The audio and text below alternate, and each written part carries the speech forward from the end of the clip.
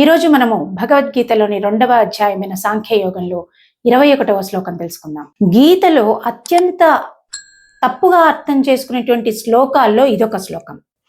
మనిషి శరీరాన్ని నాశనం చేయొచ్చు కానీ ఆత్మను నాశనం చేయలేరు అని శ్రీకృష్ణ పరమాత్మ వేల సంవత్సరాల క్రితమే చెప్పినటువంటి తత్వం జీవిత దృక్పథాన్ని ప్రభావితం చేస్తూనే ఉంది. జనరల్గా ఎవరైనా చంపితే శిక్ష పడుతుంది అంటాం. మరి ఆత్మ చావదు అని శ్రీకృష్ణ పరమాత్మ అంటున్నాడు. ఈ రెండిటికి సంధానం ఎలా కుదురుతుంది? ఈ రెండు ఒకేసారి నిజమెలా అవుతాయి అన్న ప్రశ్నకు సమాధానమే ఈ శ్లోకం. వేదా వినాశినన్ నిత్యై య ఏనమజమౌయయం కథం న పురుషః పార్థ కంఘాతయతి హంతికం. ఈ శ్లోకంలో 2వ పాదంలో యా వచ్చింది, ఏ వచ్చింది. కాబట్టి ఈ రెండు డిఫరెన్స్ క్లియర్గా వినిపించాలి. యా ఏనా అని ఆ డిఫరెన్స్ మనకు కనిపించాలన్నమాట. శ్లోకాన్ని మళ్ళీ ఒకసారి పాడతాను, జాగ్రత్తగా వినండి. వేదా వినాశినన్ నిత్యై య ఏనమజమౌయయం కథం స పురుషః పార్థ కంఘాతయతి హంతికం. ఇప్పుడు శ్లోకార్థం తెలుసుకుందాం. ఓ పార్థ, ఈ ఆత్మ నశించనిది, నిత్యమైనది, పుట్టుకలేనిది, క్షీణించనిది అని తెలిసిన మనిషి ఎవరిని చంపగలడు, చంపించగలడు? చంపేది శరీరాన్ని మాత్రమే కాని ఆత్మను కాదు అనే గీతా తత్వాన్ని శ్రీకృష్ణుడు అర్జునుడికి స్పష్టంగా వివరిస్తున్నాడు. ఆత్మ చావదు అనే మాట మనం చాలాసార్లు మాట్లాడుకున్నాం, కానీ ఇప్పుడు దాని అర్థం గట్టిగా పట్టుకోవడమే మన ముందు ఉన్నటువంటి లక్ష్యం. ఈ శ్లోకం సరిగ్గా అర్థమైందంటే మనలో ఉండేటువంటి సందేహాలు కూడా తొలగిపోతాయి. యుద్ధ భూమిలో అర్జునుడు వీళ్ళందరూ నా వాళ్ళు కాబట్టి వీళ్ళతో నేను యుద్ధం చెయ్యలేను, వీళ్ళని చెప్పడం వల్ల పాపమే తప్ప నాకేమరుగుతుంది అని చెప్పి కలవరపడిపోతాడు. అలా బాధపడుతున్న అర్జునుడికి శ్రీకృష్ణ పరమాత్మ యుద్ధం చేయి అని ప్రోత్సహించిన సందర్భమే గీత. ఈ సందర్భాన్ని మనం తప్పుగా అర్థం చేసుకోకూడదు. ఎందుకంటే శ్రీకృష్ణ పరమాత్మ వాళ్ళని సంహరించమని చెప్పాడు యుద్ధంలో. ఫస్ట్ గీత 1వ అధ్యాయం 1వ శ్లోకంలోనే ధర్మక్షేత్రే కురుక్షేత్రే అని స్టార్ట్ అయింది. ధర్మక్షేత్రం అది అంటే ధర్మయుద్ధం. అది ధర్మయుద్ధంలో వెనుతిరగకూడదు.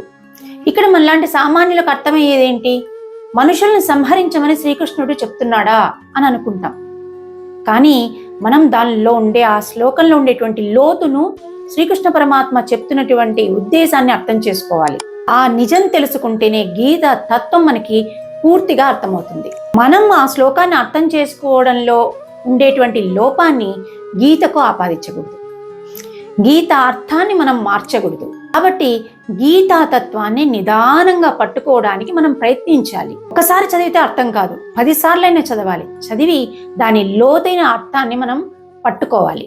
ఎందుకంటే గీతలో శ్రీకృష్ణ పరమాత్మ చెప్తున్నది సంహరించు అనేది కాదు. ఆత్మను చంపలేము అంటే చంపడాన్ని ప్రోత్సహించడం కాదు. ఇక్కడ మనం అర్థం చేసుకోవాల్సింది గీతలో శ్రీకృష్ణ పరమాత్మ చెప్పింది ఆత్మ గురించి, ఆత్మతత్వం గురించి, అంతేకాని నేరాల గురించి కాదు.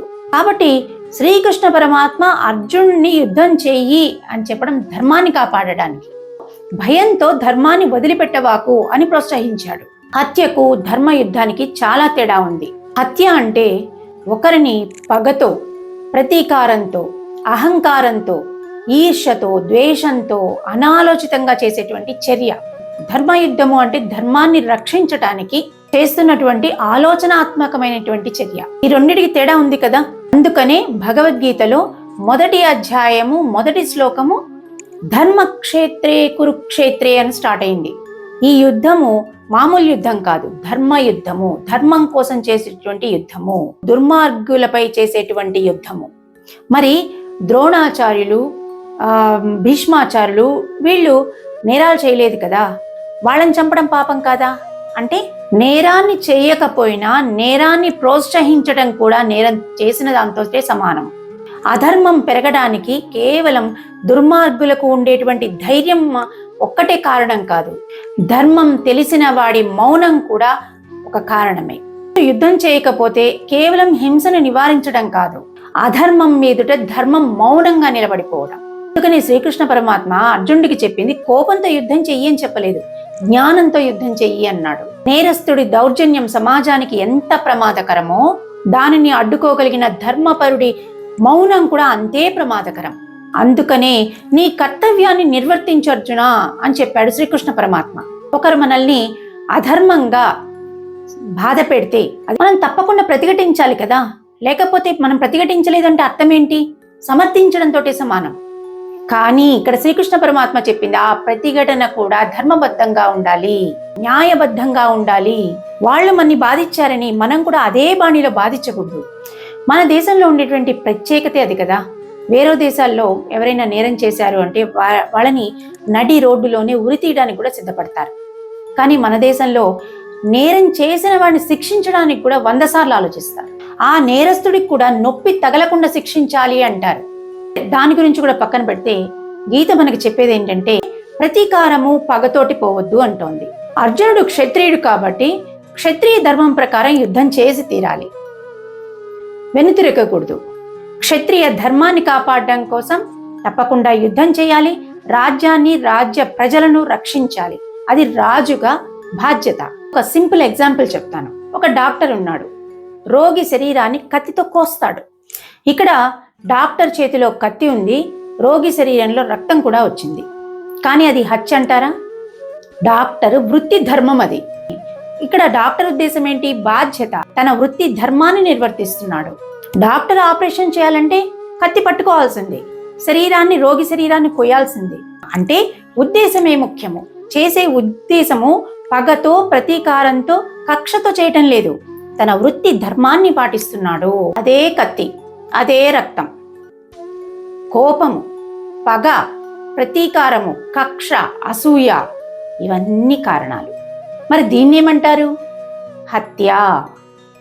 హత్యకి వృత్తి ధర్మానికి ఉండే డిఫరెన్సే అది. ఇక్కడ సమస్య కత్తి గురించి కాదు, ఉద్దేశం గురించి, ధర్మం గురించి, కర్తవ్యం గురించి మాత్రమే. అదే గీత చెప్పేది. ఎప్పుడైనా ధర్మం తప్పితే అది నేరమే అవుతుంది, అది శిక్షార్హమే అవుతుంది అంటుంది గీత. కాబట్టి ఈ శరీరం ఉన్నంత వరకు కూడా ఈ శరీర ధర్మాలను, న్యాయాన్ని, ధర్మాన్ని, ఇంద్రియ నిగ్రహాన్ని కలిగి ఉండాలి.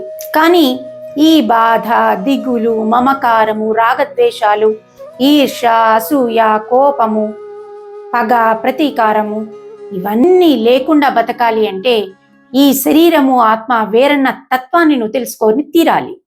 సో ఇదండి వీడియో. ఈ వీడియో పైన మీ అభిప్రాయాన్ని కింద కమెంట్ రూపంలో చెప్పండి. ఈ వీడియో ద్వారా మీరు కూడా మీ జీవితానికి ఉపయోగపడే ఏదో ఒక మంచి విషయాన్ని తెలుసుకున్నారని ఆశిస్తున్నాను. ఈ వీడియో కనుక నచ్చినట్లయితే లైక్ చేయండి, షేర్ చేయండి. మన ఛానల్ని ఫస్ట్ టైం చూస్తున్నట్లయితే సబ్స్క్రైబ్ చేసుకోవడం మాత్రం మర్చిపోవద్దు. ఛానల్లో వచ్చేటువంటి ప్రతి వీడియో మీ దాకా రీచ్ అవ్వాలంటే పక్కనున్న బెల్ ఐకాన్ని ప్రెస్ చేసి పెట్టుకోండి. ఛానల్లో వచ్చేటువంటి ప్రతి వీడియో మీరు ఈజీగా చూడగలుగుతారు.